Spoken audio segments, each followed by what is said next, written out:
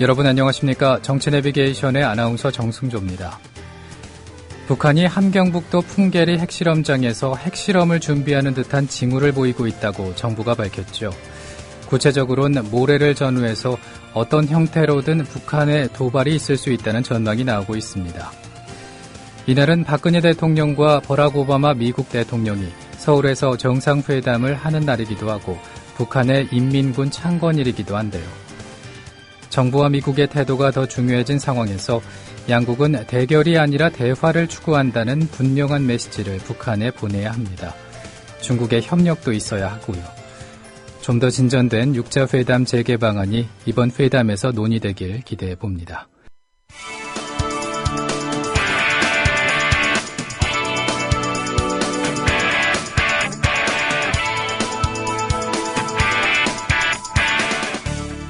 현장성과 깊이가 다른 정치 해설. 지금 여러분께서는 정치 내비게이션을 듣고 계십니다. 진행의 정승조 아나운서입니다.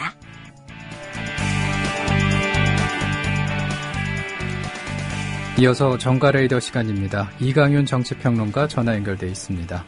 안녕하십니까? 안녕하세요. 네, 세월호 침몰 사고 정말 답답하고 안타깝고 그런데 밤새 구조 상황에 변동이 좀 있습니까?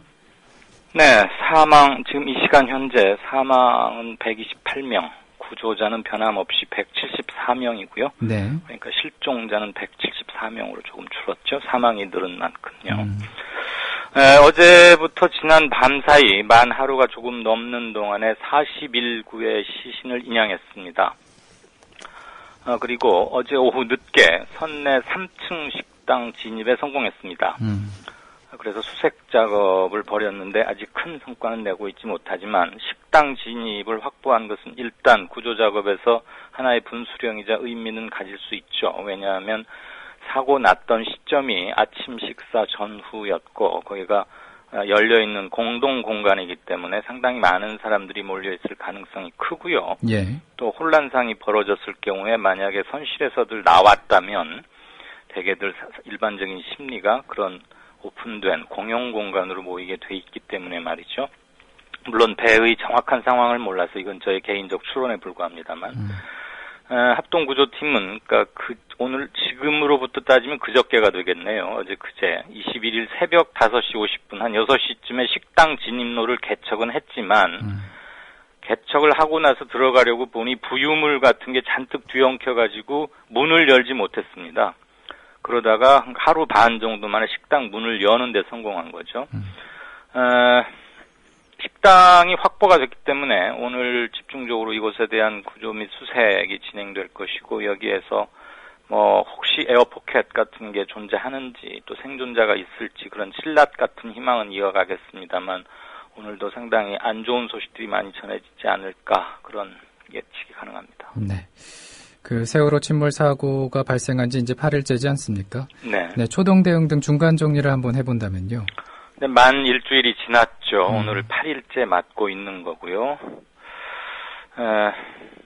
전 국민들 한마디로 우리가 이 정도밖에 안 되는 것인가 이렇게 허둥대고 곳곳에 허점투성이었나 더군다나 사회의 중추이자 근간이라고 할 수 있는 행정부, 공무원 조직의 무능, 그리고 국민 정서를 헤아리지 못하는 그런 것들은 물론이고요. 거기서 많은 충격을 받고 있고, 대통령도 현장 다녀가고, 각종 회의에서 여기에 대한 강한 언급이 있습니다만, 어쨌거나 정부의 초동대응 실패를 인정하고 죄송하다는 사과는 어저께 국무총리가 했습니다. 네. 말하자면 대통령을 대신해서 대리 사과를 했다 이런 정치적 의미 부여의 해석은 가능한데 일단은 총리가 각 부를 통할하는 위치에 있으니까요.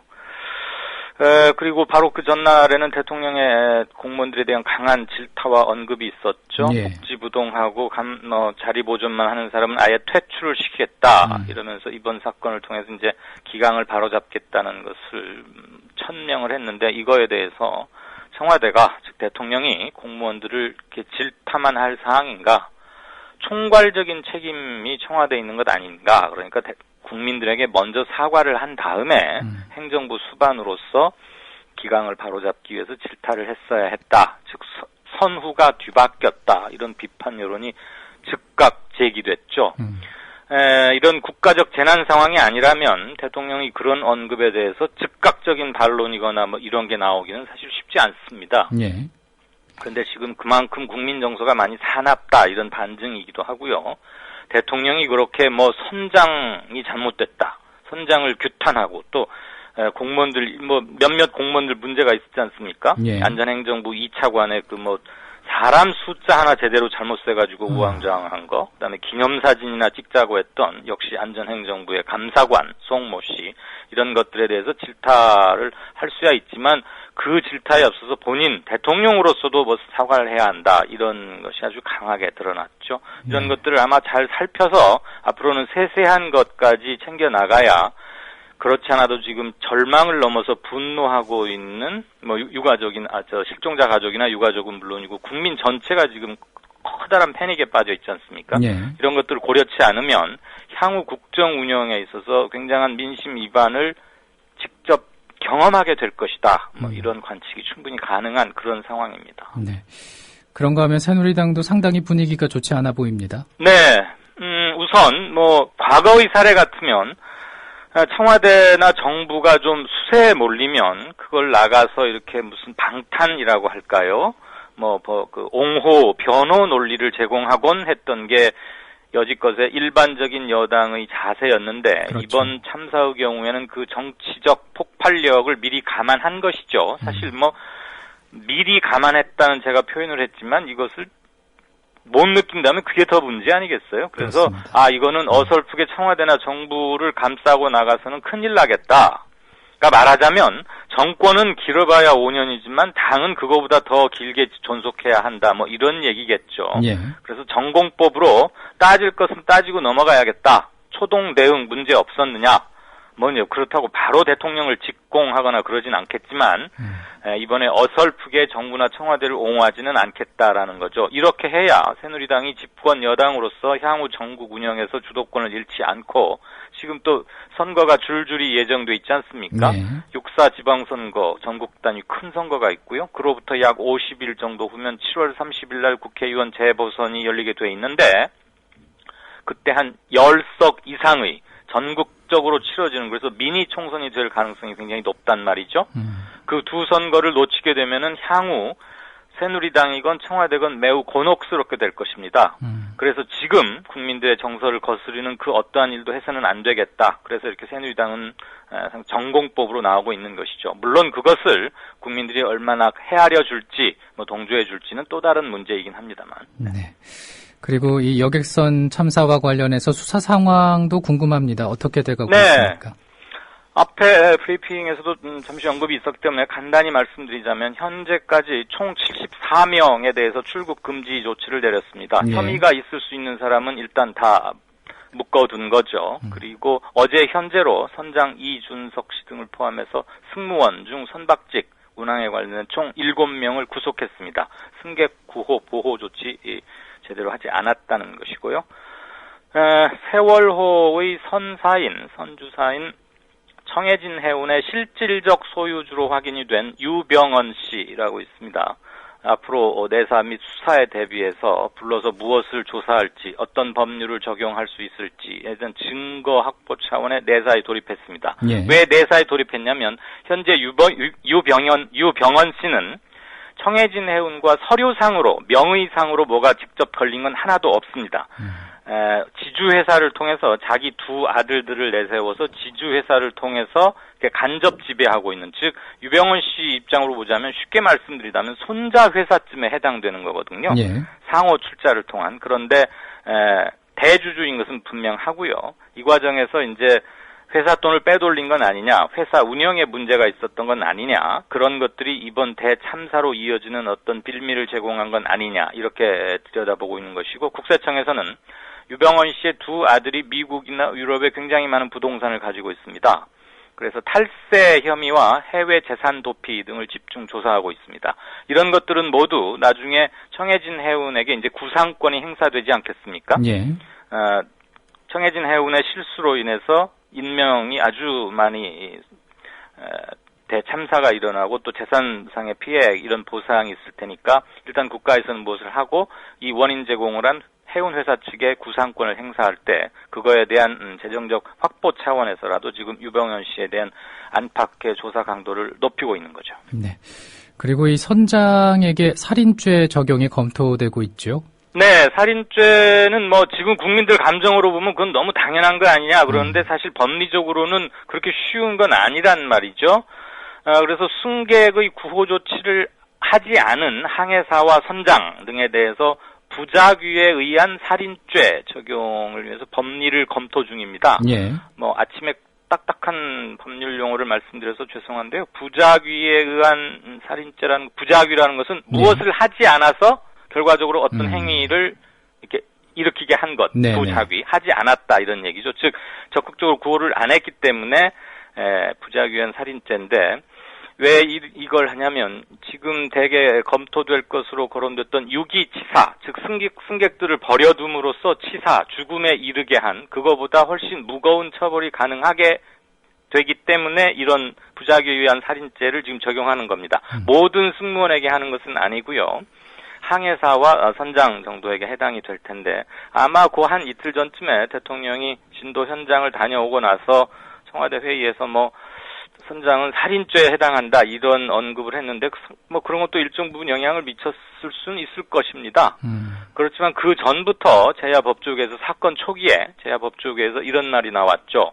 그 구호 의무, 승객 구호 의무를 소홀히 한 선장 및 승무원에 대해서 일반적인 법을 적용할 경우에는 징역 최고 5년 이상은 아예 구형을 못하게 돼 있습니다. 네. 현재 법 체계가.